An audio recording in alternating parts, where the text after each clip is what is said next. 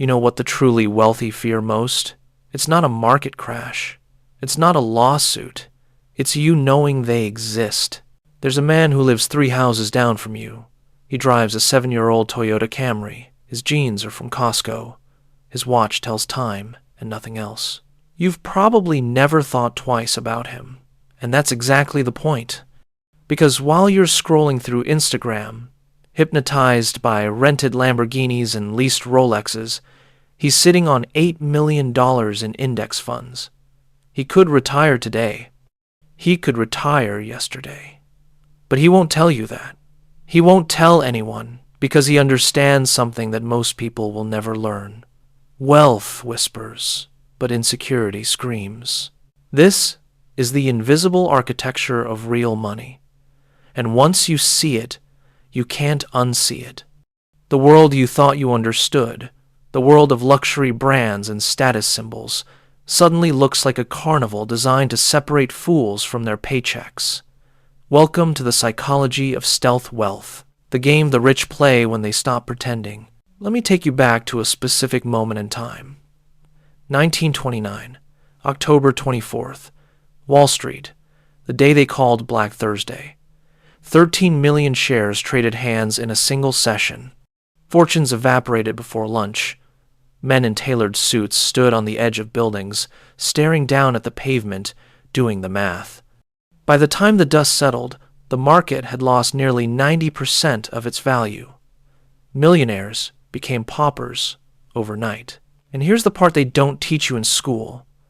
The ones who survived weren't the loudest or the flashiest. They were the ones nobody knew were rich in the first place. There was a farmer in Nebraska. His name doesn't matter because you've never heard of him. While bankers were jumping out of windows in Manhattan, he sat at his kitchen table, drinking coffee, completely calm. He had land. He had livestock. He had cash buried in mason jars under his floorboards because he didn't trust banks. Not because he was paranoid, because he remembered. He remembered the panic of 1907. He remembered watching his father lose everything because some banker in New York made a bad bet. So he learned to live quietly, modestly, invisibly. And when the Great Depression rolled across America like a plague, he didn't just survive, he thrived. He bought up foreclosed farms for pennies on the dollar. He hired desperate men for wages they would have laughed at 5 years earlier. By 1935, he owned half the county. But if you saw him on the street, you'd think he was just another dirt farmer trying to scrape by. That's stealth wealth in its purest form. It's not a strategy. It's a survival instinct. And it started long before Instagram made everyone a performance artist.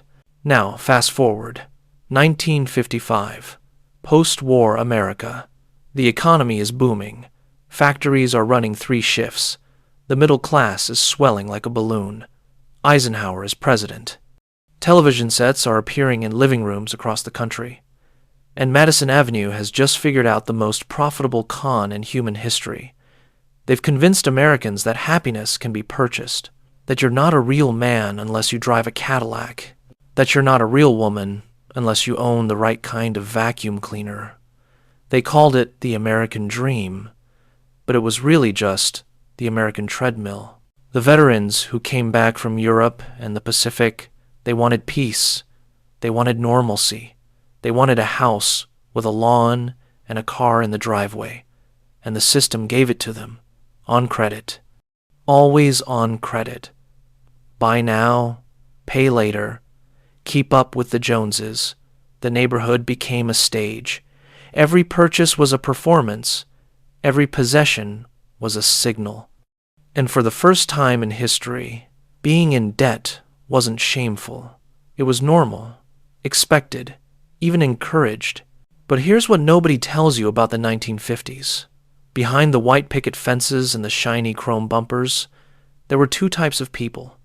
The first type bought everything they could afford and then some. They leveraged their futures for the feeling of success. They looked rich. They felt rich. But they were one layoff away from disaster. The second type looked exactly the same from the outside. Same house, Same neighborhood, but they paid cash. They saved. They invested. They understood that the game wasn't about looking wealthy. It was about being wealthy. And the best way to be wealthy was to make sure nobody knew you were. That's the secret. That's the thing they don't want you to understand. Visibility is vulnerability. The moment people know you have money, everything changes. Your friends start asking for loans. Your family starts expecting handouts. Strangers start filing lawsuits. The IRS starts auditing. Every conversation becomes a negotiation. Every relationship becomes transactional. You stop being a person. You become a target. So the smart ones go dark. They fade into the background. They drive reasonable cars. They live in normal houses. They wear clothes that don't scream designer. And they sleep soundly at night because they're not afraid of losing everything. Because nobody knows there's anything to lose. Let me tell you about a study that was done in the early 2000s. Researchers wanted to understand the spending habits of millionaires. Not the celebrities, not the athletes, the real millionaires. The business owners, the inheritors, the people who had 7- or 8-figure net worths. And what they found shocked everyone. The majority of them, over 70%, lived in middle-class neighborhoods. They didn't drive exotic cars. They didn't wear luxury watches. They didn't vacation in street barts. They lived like upper-middle-class professionals, comfortable but not ostentatious, secure but not flashy. One of the researchers interviewed a man who was worth $12 million. He owned a chain of dry cleaning stores. Nothing glamorous, nothing sexy. Just a boring, profitable business that generated consistent cash flow year after year. He lived in a 3-bedroom house in a suburb of Cleveland. He drove a Ford F-150 pickup truck that was 6 years old. He cut his own lawn. When the researcher asked him why he didn't live in a mansion or drive a Mercedes, he said something that should be carved into stone. He said, "I don't want to live like I'm rich. I want to live like I'm free." Freedom. That's the word they never use in the commercials. That's the promise they never make. Because freedom doesn't sell products. Anxiety sells products. Insecurity sells products. The feeling that you're not enough, that you don't have enough, that you need more, always more. That's what keeps the machine running. That's what keeps you on the treadmill. And the treadmill is brilliant. Diabolical, really. Because it's designed to speed up the moment you start gaining ground. You get a raise. Great. Now you need a bigger apartment. You get a promotion. Wonderful. Now you need a nicer car to match your new title. You make 6 figures. Congratulations. Now you need to join the country club, because that's where people at your level network. Every advancement comes with a new set of expenses, a new set of expectations, and the gap between what you earn and what you keep never closes. You're running faster and faster, but you're not getting anywhere. This is called lifestyle inflation, and it's the single biggest wealth destroyer in modern society, because it doesn't matter how much money you make if you spend it all. A doctor earning $400,000 a year who spends $410,000 is poorer than a plumber earning $60,000 who saves $10,000. But we don't see it that way. We see the doctor's house. We see the doctor's car. We see the doctor's clothes. And we assume the doctor is winning. But the doctor's drowning. Quietly. Privately. Behind the facade. The truly wealthy understand this instinctively. They know that the real scoreboard is invisible. It's not your house or your car or your watch. It's your balance sheet. It's your net worth. It's the gap between what you own and what you owe. And more importantly, it's your time. How much of your life do you control? How many years until you can walk away from the job you hate? How many months of expenses do you have saved? That's the real measurement of success. Everything else is theater. Now let's talk about the opposite. The visible rich, the loud rich, the people who need you to know they have money, Turn on any reality television show. Open any social media app.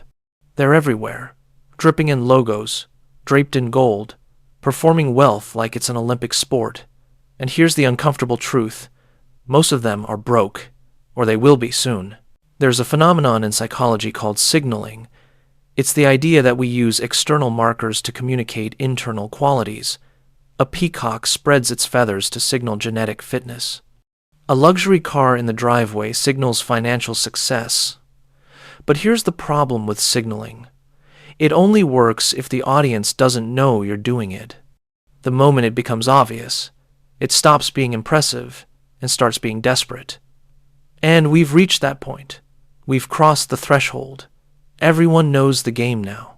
Everyone understands that the Gucci belt and the Rolex and the bottle service at the club are just props in a performance. And the performance is exhausting because it never ends. There's always someone with a bigger house, a faster car, a more expensive watch. You can never win. The finish line keeps moving. And you're spending money you don't have to impress people you don't like with things you don't need. It's a special kind of hell, a self-imposed prison made of debt and anxiety, and the constant fear that someone will find out you're faking it. The stealth, wealthy, don't play that game. They opted out a long time ago. They realize that the only person you need to impress is yourself. And the only metric that matters is whether you're moving toward freedom or away from it. Everything else is noise. Let me tell you about Warren Buffett. You probably know the name. One of the richest men on the planet, worth somewhere north of $100 billion. And where does he live? In the same house he bought in Omaha, Nebraska in 1958, a 5-bedroom colonial that cost him $31,500. That's not a typo. He could buy every house on his block. He could buy the entire neighborhood. He could buy a skyscraper in Manhattan or a compound in Malibu. But he doesn't, because he doesn't need to. The house works. It's comfortable. It's familiar. It's home. And spending millions on a mansion wouldn't make him happier. It would just make him a target. He drives himself to work. He eats breakfast at McDonald's. He drinks cherry Coke. He wears off the rack suits. And he's one of the most successful investors in human history. Because he doesn't waste mental energy on nonsense. He doesn't care what people think of his car or his house or his clothes. He cares about cash flow, about compound interest, about making smart decisions over long time horizons. That's stealth wealth. That's what it looks like when you separate your self-worth from your net worth. But here's where it gets interesting. Stealth wealth isn't just about hiding money. It's about hiding yourself. It's about opting out of the status game entirely. Because once you stop playing, you realize how rigged it was. You realize that the entire system is designed to keep you visible, keep you consuming, keep you competing. Because a person who doesn't care about status is a person who can't be controlled, and that terrifies the people who profit from your insecurity. Think about it. Every advertisement you see is selling you an identity. The car isn't just transportation. It's freedom, adventure, masculinity. The perfume isn't just a scent. It's romance, elegance, desirability. The watch isn't just a timepiece. It's success, power, legacy. They're not selling you products. They're selling you a story about who you could be if you just bought the thing. And that story is always incomplete. There's always another chapter, another product, another purchase. You're never finished. You're never enough. Stealth wealth is the radical act of saying, I'm done. I'm enough. I don't need your approval. I don't need your validation. I don't need the world to know I've made it because I already know. And that knowing is private, personal, untouchable. This is why the truly wealthy are so boring. They're not trying to entertain you. They're not performing. They're just living. And living, real living, doesn't make for good television. It doesn't generate likes or followers or engagement. It's quiet. It's simple. It's free. So how do you get there? How do you become one of the invisible rich, or at least start walking in that direction? It begins with a single decision. The decision to stop comparing yourself to other people, to stop measuring your worth by external standards, to stop participating in the performance. Start by auditing your life. Look at everything you own, everything you spend money on, and ask yourself, is this bringing me closer to freedom or further from it? Is this purchase buying me time or costing me time? Because every dollar you spend on something you don't need is an hour of your life you have to work to pay for it. That's the real transaction. Not money for things. Time for things. And time is the only resource you can never get back. Cut the fat. Cancel the subscriptions you don't use. Sell the car you can't afford. Move to a smaller apartment. Stop eating out 6 nights a week. Stop buying clothes to impress people at parties you don't want to attend. Every unnecessary expense is a chain around your neck, and the goal is to break every single chain until you're light enough to float. Then take the money you're saving and make it work for you. Invest it. Diversify it. Let compound interest do what it does best. Multiply. Because here's the secret the rich know and the poor don't. Money makes money, but only if you give it time and space. If you're spending everything you earn, your money never has a chance to grow. It just flows through your hands like water. But if you save it, invest it, protect it, it starts working while you sleep. It starts building a future where you don't have to trade time for money anymore, where you wake up when you want, where you work because you choose to, not because you have to. That's freedom. That's wealth. Not the car, not the house, not the watch. The ability to say no. The ability to walk away. The ability to live life on your terms without asking permission from a boss or a bank or a credit card company. And once you have that freedom, you protect it fiercely. You don't broadcast it. You don't brag about it. You don't post it on social media. Because the moment you do, you invite chaos. You invite envy. You invite problems. The stealth wealthy understand that silence is a shield. Anonymity is armor. And the best way to keep what you have is to make sure nobody knows you have it. This isn't about being cheap. It's not about deprivation. It's about intention. It's about spending money on things that matter and refusing to spend money on things that don't. It's about building a life that's rich in meaning rather than rich in stuff. Because at the end of your life, nobody's going to remember what car you drove. They're going to remember how you made them feel, how you showed up, how you lived. The invisible rich have figured this out. They've cracked the code. They've stopped chasing ghosts. And they're living quietly, freely, far from the noise and the performance and the desperate need to be seen. They're not better than you. They're not smarter than you. They just made a different choice. They chose invisibility over visibility, freedom over status, peace over performance. And that choice is available to you too. Right now, today. You don't need permission. You don't need a certain income level. You just need to decide that you're done playing a game you can't win, that you're ready to opt out, to go dark, to become invisible. Because the richest person in the room isn't the one everyone's looking at. It's the one nobody notices, the one sitting quietly in the corner, sipping water, smiling, not because they have something to prove, but because they have nothing to prove. And that freedom, that silence, that invisibility, is worth more than all the Rolexes and Lamborghinis in the world. The system wants you loud. It wants you visible. It wants you hungry. Because hungry people spend money. Quiet people save it. Invisible people keep it. And that makes them dangerous. Uncontrollable. Free. So maybe it's time to disappear. Not literally, but economically, socially, psychologically.